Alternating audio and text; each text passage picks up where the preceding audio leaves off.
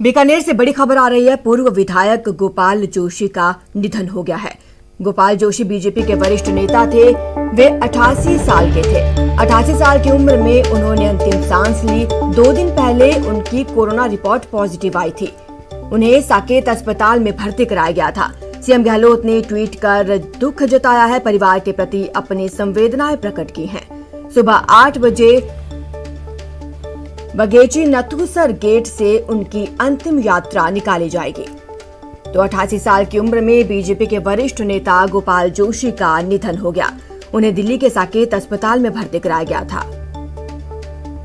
आपको बता दें, उनकी उम्र 88 वर्ष थी और 2 दिन पहले ही उनकी कोरोना रिपोर्ट पॉजिटिव आई थी, जिसके बाद साकेत हॉस्पिटल में उन्हें भर्ती कराया गया था, जहां उन्होंने अंतिम सांस ली। अब सुबह 8 बजे जोशियों के बगेची नथुसर गेट से उनकी अंतिम यात्रा निकाली जाएगी।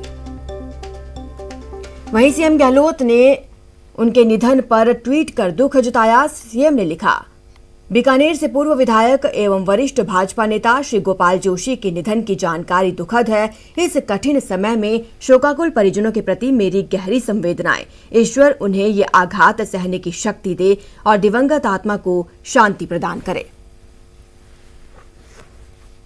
तो सीएम गहलोत ने बीजेपी के वरिष्ठ नेता गोपाल जोशी के निधन पर दुख प्रकट किया है, साथ ही परिवार के प्रति अपनी संवेदनाएं जताई हैं।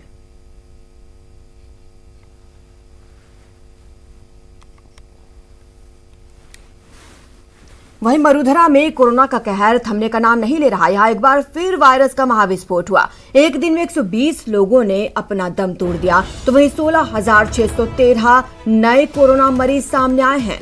जोधपुर में 33, जयपुर में 32 लोगों की मौत हो गई है। तो वहीं जयपुर में सबसे ज्यादा केस सामने आए हैं। पिछले 24 घंटे में 3014 केस जयपुर में मिले हैं। 8,303 मरीज हालांकि रिकवर हुए हैं। मरुधरा में एक्टिव मरीजों की संख्या अब 1,63,000 के पार पहुंच चुकी है। तो 24 घंटे में एक बार फिर मरुधरा में कोरोना का महाविस्फोट देखने को मिला।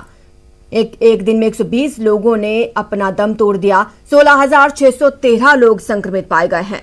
सबसे ज्यादा मौतें जोधपुर में हुई हैं, 33 मौतें जोधपुर में। तो वहीं जयपुर में 32 लोगों की पिछले 24 घंटे में कोरोना संक्रमण के चलते मौत हो गई। 8,303 मरीज रिकवर हुए हैं। तो वहीं अब एक्टिव केसों की बात करें तो 1,63,000 के पार ये पहुंच गए हैं। अब 24 घंटे में जिलेवार कोरोना का हाल जान लेते हैं। जयपुर में सबसे ज्यादा मामले 3,014, जोधपुर में 2,220, अलवर में 1,123, उदयपुर में 1,112, सीकर में 810 मामले, अजमेर में 790, कोटा में 687, पाली में 591, बीकानेर में 544, तो बांसवाड़ा में 201 नए कोरोना मरीज मिले हैं। ये जो स्क्रीन पर आप आंकड़े देख पा रहे हैं, ये पिछले 24 घंटे के आंकड़े हैं। सबसे ज्यादा केस जयपुर में देखने को मिले हैं। तो वहीं पिछले 5 दिन के हालातों पर अब नजर डालेंगे। पिछले 5 दिन में 80,304 केस मिले हैं। तो वहीं 473 लोगों ने कोरोना संक्रमण के चलते अपनी जान गंवा दी है। 24 अप्रैल को 15,355 केस मिले थे, 74 लोगों की मौत हो गई थी। 25 अप्रैल को 15,809 केस, 74 लोगों की मौत। 26 अप्रैल को 16,438 आंकड़ा पहुंच गया और 84 लोगों की मौत हो गई। तो वहीं 27 अप्रैल को 16,089 केस मिले, 121 लोगों ने जान गंवाई। अब 28 अप्रैल को यह आंकड़ा 16,613 हो गया है। वहीं 120 मरीजों की मौत हो गई।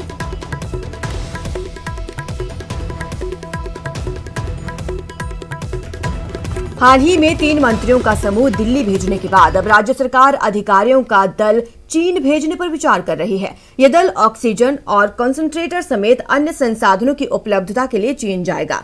मुख्यमंत्री निवास पर बुधवार को हुई कोविड-19 समीक्षा बैठक में मुख्य सचिव निरंजन आर्य ने ये बात कही। बैठक में मुख्यमंत्री अशोक गहलोत ने कहा, राज्य सरकार कोरोना संक्रमण की दूसरी घातक लहर से बेहद चिंतित है।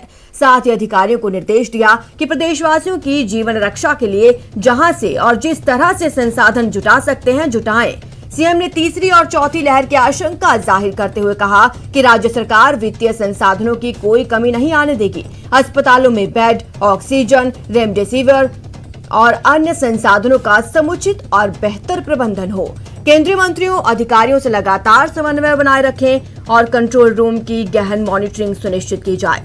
181 हेल्पलाइन का व्यापक प्रचार प्रसार हो। ये सीएम गहलोत ने अधिकारियों को निर्देश दिए हैं। साथ ही प्रदेशवासियों से भी अपील की है कि कोरोना प्रोटोकॉल का पालन करें।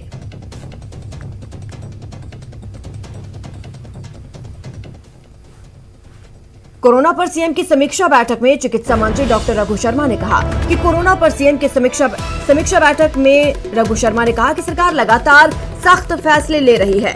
सीएचसी में ऑक्सीजन की व्यवस्था के प्रयास हालांकि किए जा रहे हैं। प्रदेश में उत्पादन बढ़ाने पर भी जोर दिया जा रहा है। वहीं रेमडेसिविर जैसी दवाओं का उत्पादन हो, ये कहना है डॉक्टर रघु शर्मा का। आपको बता दें, सीएम गहलोत लगातार कोरोना पर समीक्षा बैठकें लेते रहते हैं। इसी बैठक में डॉक्टर रघु शर्मा ने कहा कि रेमडेसिविर जैसी दवाओं का उत्पादन किया जाए, साथ ही अस्पतालों में बेड्स की कमी ना हो। उन्होंने ये भी कहा कि सीएचसी में ऑक्सीजन की व्यवस्था के प्रयास किए जाएं।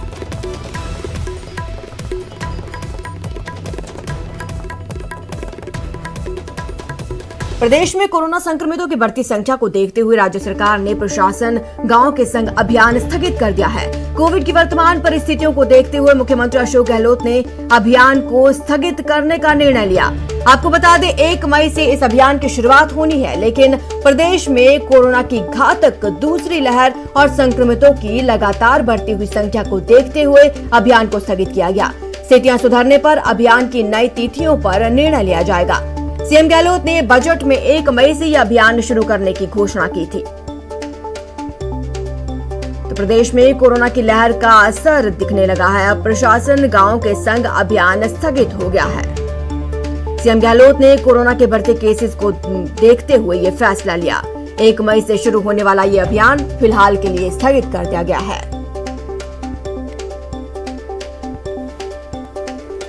दौसा में न्यूज 18 की खबर का असर हुआ है। सीएमएचओ ने अपना जानलेवा फरमान बदल दिया। कोरोना संक्रमित कर्मचारी वर्क फ्रॉम होम करेंगे, ऐसा सीएमएचओ ने फरमान जारी किया था। पहले संक्रमित कर्मचारियों को ड्यूटी करने के निर्देश थे। खबर चलने के बाद सीएमएचओ ने अपना फैसला बदल दिया है। कुछ ही घंटों में सीएमएचओ ने वापस लिया फैसला। संशोधित आदेश में अब वर्क फ्रॉम होम के निर्देश दिए गए हैं। आपको बता दें कि यह फरमान दौसा में सीएमएचओ ने दिया था कि कोरोना संक्रमित कर्मचारी भी जॉब पर आएंगे। तो वहीं अब यह फरमान न्यूज 18 पर खबर चलने के बाद बदल दिया गया है। अब कोरोना संक्रमित कर्मचारी वर्क फ्रॉम होम करेंगे।